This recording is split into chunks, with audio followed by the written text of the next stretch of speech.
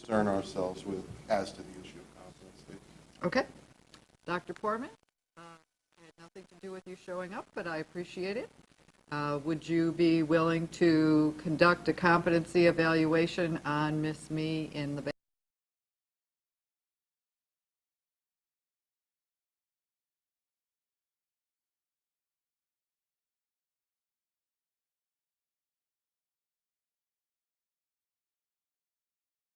So your client, for the first time yesterday at counsel's table, says, oh, by the way, my disability is also for schizophrenia. Is that what you're saying as an officer of the court? I'm just Yes. trying to understand it.